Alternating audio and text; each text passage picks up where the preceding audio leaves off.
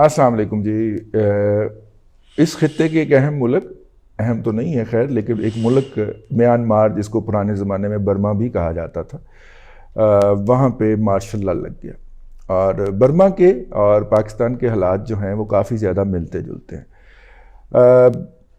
आंग सांग सूची साहिबा जो हैं वो वहाँ की हुक्मरान थी और उनका तख्ता उलट के जनरल साहब ने कब्ज़ा कर लिया। वो जनरल साहब जिनको उन्होंने 2011 में बहुत सारे जर्नैलों के ऊपर तरजीह दे के ऊपर लाई थी और उनकी एक्सटेंशन भी दी थी।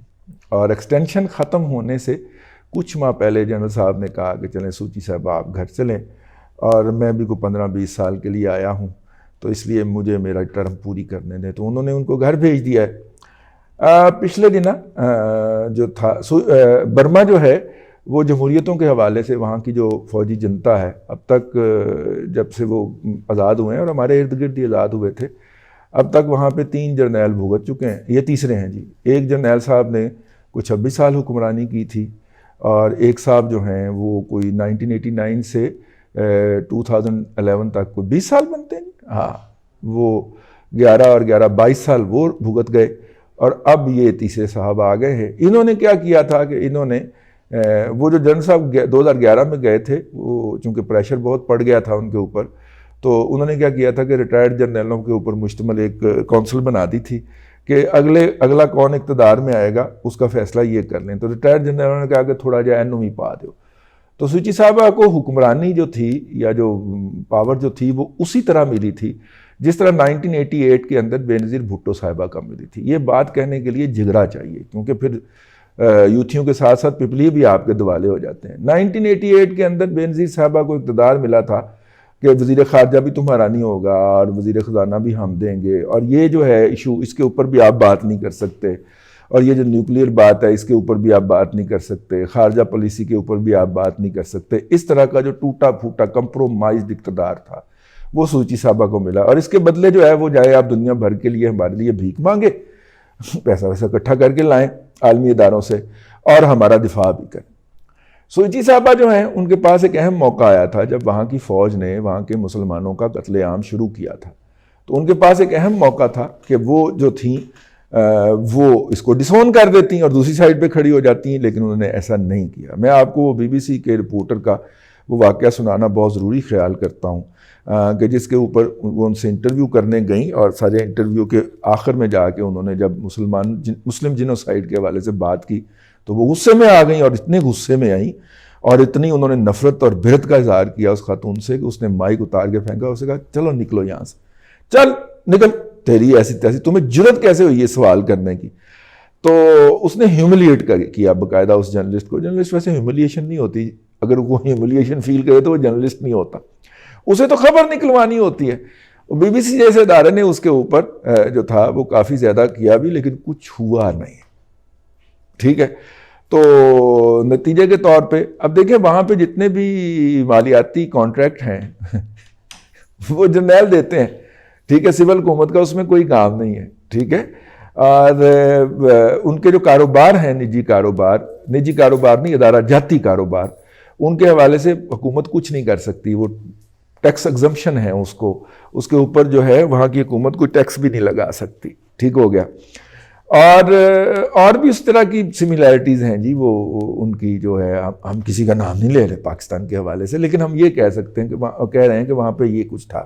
तो सूची साहबा इतनी जो थी, आंग सांग सूची साहबा जो है वो इतनी कमिटेड थी अपने जो जर्नैल हैं उनकी दिफा के अंदर कि उन्होंने इंटरनेशनल क्रिटिसिज्म भी भुगता, और ख़ास तौर पे इस हवाले से ये जो मुसलमानों का वहाँ पे कत्लेआम हुआ और हो रहा है, ठीक है, उस हवाले से वो भी भुगता, लेकिन उन्होंने उनके ऊपर आँच नहीं आने दी। और जो हमाकत उन्होंने फरमाई कि जब इन साहब की एक टर्म पूरी हुई तो इनको एक्सटेंशन दे दी गई, और एक्सटेंशन के ख़ात्मे के बाद से ऐन पहले इन्होंने काम दिखा दिया, और यूं अब वहाँ पे फिर वो मार्शल लॉ आ गया। अब इस हवाले से अमेरिकन की मजबूरी है कि अमेरिकन जो है वो इनके साथ जो है वो इंगेज करें अपने आप को, और इनके ऊपर प्रेशर बढ़ाएं आलमी इदारों की तरफ से। आलमी इदारों की तरफ से प्रेशर बढ़ेगा तो अवाम की हालत ख़राब होगी ना। उनके तो नहीं हालत ख़राब होगी, उनकी तो ओवरसीज़ कंपनियां खुली रहेंगी और चलती रहेंगी। ठीक है, ऐसे पता ही नहीं क्यों हंगरी का नाम मेरे जहन में बार बार आ रहा है। वो यहाँ की फौजी जनता की वारदात नहीं है, वो बांग्लादेश की फौजी जनता की वारदात है। वो जो है वो हम फिर किसी वक्त आपसे अर्ज़ करेंगे। वहाँ पे इस वक्त जो है हारिस नामी एक बंदा है जो बांग्लादेश के मौजूदा चीफ ऑफ आर्मी स्टाफ का भाई है, और वो कहता फिर रहा है, दुनिया भर के अंदर फिर रहा है कि सौदे करवा लो, सौदे करवा लो। 20% पे वो मुकता है। बड़ी इंटरेस्टिंग है जी, वो है बड़ी इंटरेस्टिंग है और बड़ी रिवीलिंग है, क्योंकि उन्होंने कैमरा छुपा के भी उसको बहुत सारा रिकॉर्ड किया हुआ है, तो वो बड़ी इंटरेस्टिंग और रिवीलिंग है। वो देखिए ज़रूर, अल जज़ीरा की डॉक्यूमेंट्री है, काफ़ी उन्होंने सल गाया है। बांग्लादेश से जो पैसे साइफन आउट किए जा रहे हैं वो हंगरी में इन्वेस्ट हो रहे हैं जी। वो जरनैल साहब का ख़ानदान जो है वो करोड़ों पति नहीं, अरबों पति नहीं, खरबों पति हो गया है। और वहाँ पे जो, और वो एक साथ में वो ये भी कहते हैं कि वो एक माफिया की शक्ल में काम करते हैं। वहाँ पे कोई सहाफ़ी, मुझे पिछले दिनों बांग्लादेश के कुछ सहाफ़ियों ने रब्ता किया था कि जनाब हमारे लिए आवाज़ उठाएं। मैं उनके लिए आवाज़ क्या उठाता, मैं आप उठ गया, मैं आप चुका गया। मैंने उनके लिए आवाज़ क्या उठानी थी। और उन्होंने कहा जी कि यहाँ पे अगर कोई स्टोरी हो जाए तो आपके हाथ को उठा के ले जाते हैं ना, हमारे यहाँ सिर्फ सीधा ढाज है। ठीक है, अब कुछ लोग जो हैं, कुछ लोग तो बांग्लादेश मॉडल के बड़े आशिक हैं ना जी, उनके लिए बांग्लादेश मॉडल के खिलाफ बात करना, और जो कुछ लोग हैं वो बांग्लादेश की तरक्की के बड़े आशिक हैं, वो दिन रात कोट करते रहते हैं बांग्लादेश की। वैसे करप्शन में बांग्लादेश हमसे भी ज्यादा 4 हाथ आगे है, हालांकि हम 7 दर्जे गिरे हैं, फिर भी बांग्लादेश से ऊपर है करप्शन का लेवल वहां पे ये है। और ये जो खातून है, ये जो चुड़ैल है, ठीक है, ये जो खून पीती है वहां पे मुसलमानों का खास तौर पे, इस चुड़ैल के दौर के आने के बाद बेड़ा गर्क हुआ है। और बेड़ा गर्क इसलिए हुआ है कि खातून ने जो जर्नैल रखा हुआ है अपने लिए, मतलब कि ऐसे जुमानी सी बात हो जाती है, लेकिन अपनी हिफाजत के लिए जो जर्नैल साहब रखे हुए हैं वो भी इसी तरह से ही कोई रेंजर को हेडशेट करते थे, उनको ऊपर उठा के ले आई हैं और वो आगे ये वारदात डाल रहे हैं। बड़ी इंटरेस्टिंग डॉक्यूमेंट्री है, मेरे पल्ले से नहीं बनाई। ठीक है, आपको पता है अल जज़ीरा के जर्नलिस्टिक स्टैंडर्ड्स क्या हैं, वो बनाई है, वो देखिएगा ज़रूर टाइम निकाल के। तो बांग्लादेश मॉडल ये है जी बांग्लादेश के। तो हमारे यहाँ अगर हम देखें, क्योंकि उनके बर्मा के जर्नैल तो इतने अमीर नहीं हैं, कोयलों की कानों के ठेके दे के आप कितना कमा सकते हैं। लेकिन बांग्लादेश के अंदर जिसकी एक्सपोर्ट्स इतनी ज़्यादा है, वहाँ पे अगर आप हर काम में से 20% अपना रखना शुरू कर देते हैं, वरना उसमें यह भी बताया गया है, वरना आपकी फैक्ट्री में आग भी लग सकती है। कराची में बल्दिया फैक्ट्री वाला वाक़या तो आपको याद होगा ना, तो वहाँ पे भी जो फैक्ट्री में आग लगती हैं, वो हमें बताया गया उस डॉक्यूमेंट्री में कि उसकी भी रीज़निंग यही होती है। और कई 100 ख़वातीन और हजरात उसके अंदर जला के मार दिए जाते हैं, और उसके बाद मुकदमा दर्ज होता है फैक्ट्री ओनर के ख़िलाफ़। ठीक है, वो जाता है जेल और उसका हशर नशर कर दिया जाता है। जब एक का हशर नशर कर दिया जाए उस पूरे इंडस्ट्रियल जोन के अंदर, तो बाकी तो हाथ बांध के हर महीने की यकम को जनाब वो 20% पहुँचा के आते होंगे ना। ठीक है, तो इस तरह माफिया के तौर पे वहाँ पे जो है, जो फ़ौजी सरबराह हैं या फ़ौज के सरबराह हैं, वो उनके भाई और उनकी सारी फैमिली जो है, और इंसिडेंटली मज़े की बात यह है कि उन फ़ौजी सरबराह की फैमिली जो है, मतलब भाई हो गए, बहनें हो गए, वो सारे मुल्क से बाहर है। किसी के पास भी बंगाली नेशनलिटी नहीं है, वो मुल्क के बाहर जो है वो करते फिर रहे हैं। तो इससे आप अंदाज़ा कर सकते हैं कि बांग्लादेश मॉडल जो है वो किसको पसंद है और कौन यहाँ पे इम्प्लीमेंट करना चाहता है। मेरा ख्याल है कि पाकिस्तान में बांग्लादेश मॉडल जो है, ये जो ब्रॉडशीट देख लें और बाजको देख लें या इस तरह के दूसरे प्रोजेक्ट्स देख लें, तो लगता है कि यहाँ पे भी इम्प्लीमेंट हो गया है। पार्टी ने डिक्लेयर नहीं किया, लेकिन अनडिक्लेयर्ड बांग्लादेश मॉडल ही चल रहा है। अगर हम ये वाली डॉक्यूमेंट्री देखें तो पाकिस्तान में बांग्लादेश मॉडल ही चल रहा है, लेकिन थोड़ी सी उसमें सॉफ्टनेस है कि यहाँ पे जो है उसके खिलाफ बात करने के ऊपर सिर्फ आप पे सोशल मीडिया पे हमला किया जाता है, या आपको वैसे उठा के समझाया जाता है, शुमारी इलाका जात की सैर कराई जाती है और कहते हैं जी वहाँ पे कोई माफ़ी नहीं, आप अगर ये कर दें तो फिर सीधा ढास है। ठीक है, और कोई सुनवाई नहीं है आपकी।